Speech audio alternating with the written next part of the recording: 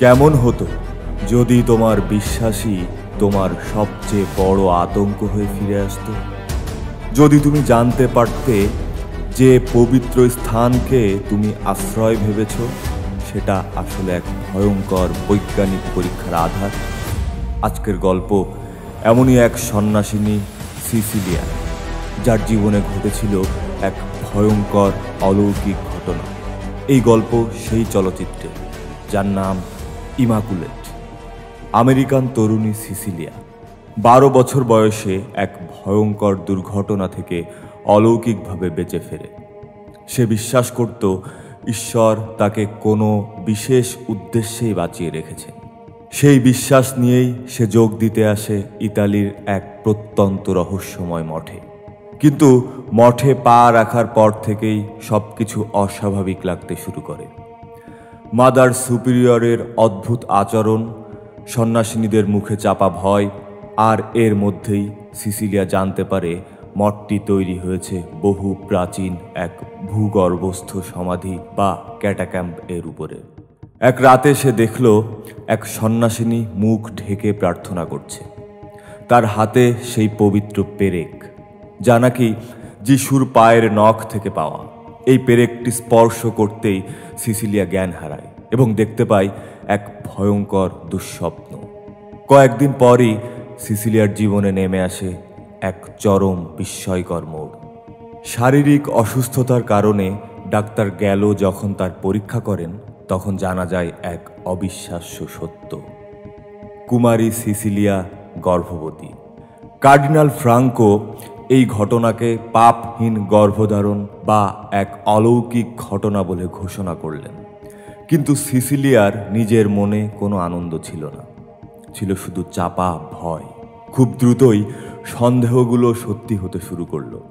এক সন্ন্যাসিনী তাকে হত্যার চেষ্টা করে চিৎকার করে বলল এই অলৌকিক গর্ভাবস্থা তার প্রাপ্য ছিল। এরপর একে একে ঘটতে থাকলো ভয়ঙ্কর সব ঘটনা। তার বন্ধু কোয়েনকেও জোর করে টেনে নিয়ে যাওয়া হলো, কারণ সে মঠের কর্তৃপক্ষের বিরুদ্ধে মুখ খুলেছিল। সিসিলিয়া বুঝতে পারল এই মঠ কোনো পবিত্র স্থান নয়, বরং এক কারাগার। সে গোপন নথি ঘেঁটে জানতে পারল তার দুর্ঘটনার পর ডিএনএ পরীক্ষার সমস্ত তথ্য এই মঠের কাছে ছিল। আর এরপরই সে দেখতে পায় সেই ভয়ঙ্কর দৃশ্য। মুখোশ পরা সন্ন্যাসিনীরা গোয়েনের জিভ কেটে দিচ্ছে। পালানোর শেষ চেষ্টায় সিসিলিয়া ধরা পড়ল ফাদার তেদেস্কির হাতে। আর তখনই উন্মোচিত হলো আসল সত্য। তেদেস্কি কোনো ধর্মগুরু ছিলেন না, তিনি ছিলেন একজন বিজ্ঞানী। সেই তথাকথিত পবিত্র পেরেক পাওয়া গিয়েছিল প্রাচীন ডিএনএ কোড, যিশুর ডিএনএ। গত 20 বছর ধরে তিনি চেষ্টা করছেন যিশুকে পুনরায় পৃথিবীতে ফিরিয়ে আনতে। আর সিসিলিয়া, সে ছিল এই পরীক্ষার নিখুঁত আধার, নিখুঁত পাত্র। সিসিলিয়া তার হাতে থাকা ক্রুশ দিয়েই আঘাত করল মাদার সুপিরিয়রকে।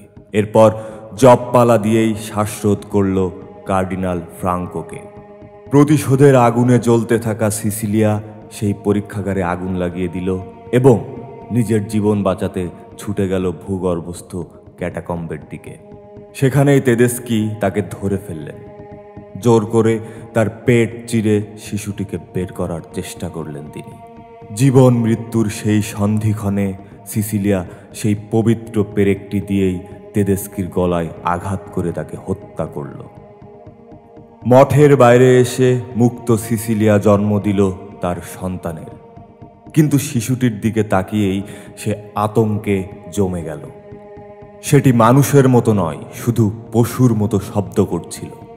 চূড়ান্ত ভয় এবং ঘৃণা নিয়ে সিসিলিয়া একটি বড় পাথর হাতে তুলে নিল এবং তাকে পিষে মেরে ফেলল। নিজের বিশ্বাসের কারণেই তাকে যে পরীক্ষা আর নরক যন্ত্রণা সহ্য করতে হলো, তার শেষ পরিণতি ছিল এমন ভয়াবহ। ধর্মীয় বিশ্বাস, বিজ্ঞান এবং এক ভয়ঙ্কর ষড়যন্ত্রের এই গল্প আপনাকে কেমন নাড়া দিল? কমেন্টে জানাতে ভুলবেন না।